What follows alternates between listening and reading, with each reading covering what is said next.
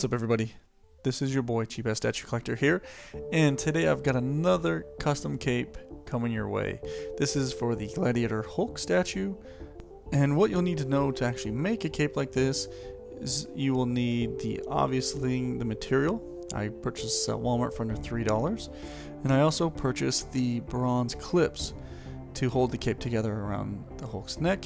Other items you will need are a razor, scissors, red and black paint, and some sandpaper, and that's about it.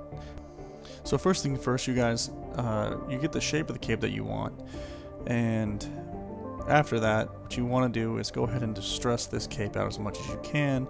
Cut little slits along the edges, cut out parts of the cape, distress it as much as you can. I took sandpaper and rubbed it all over the place.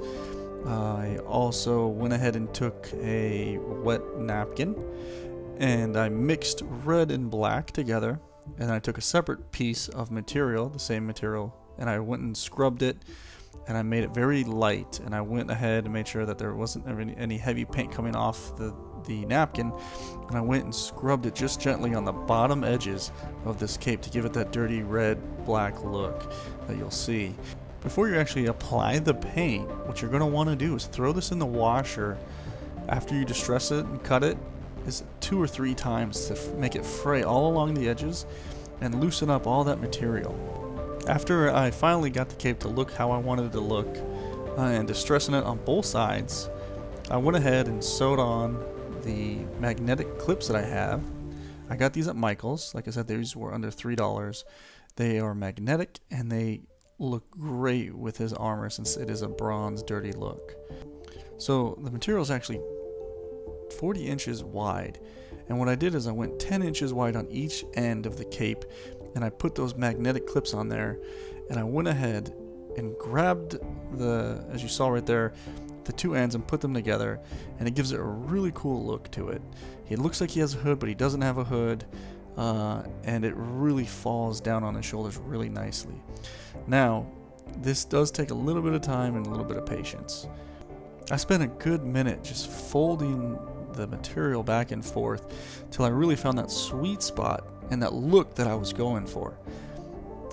Now, after you do this and you just get a rough idea of how you're going to want to put the cape on him, what you're going to want to do is get the sword and put the sword on top of his left shoulder, and it'll hold the material on the left side and won't pull as much on the right either.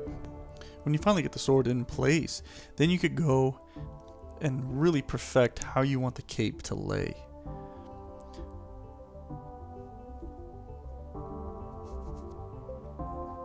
As you can see, the biggest problem that I had was the very left side of his shoulder, where the material was actually coming up on his face and it was kind of covering his face a little bit. So I had to figure out which way I wanted to fold the material and how I wanted it to look, and it took me a little minute. I kind of did this off camera because it took so long actually. What I ended up doing was folding it towards his shield. That was the best way to keep it off of his face. As you can see, as it kept going up past his eye. So after adjusting the cape and messing with it for a little minute, I found something that I really liked. And there it is, you guys.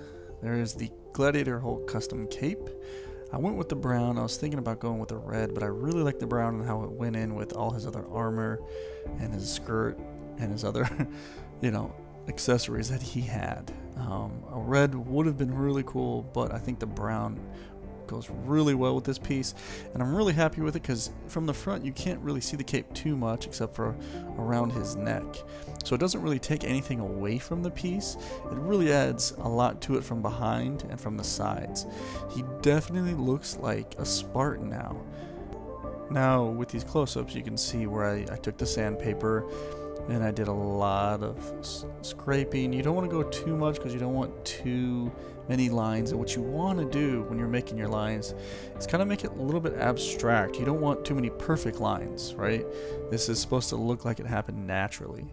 So you want to go ahead and take your time and do that. If you want really heavy scratches, almost like some type of cat scratches, if you will, take a level 4 sand grit, and you could get some really deep scratches on the cape. But if you want it to just really wear out the material and soften it, take a level 1 sandpaper and take your time just working in the fabric.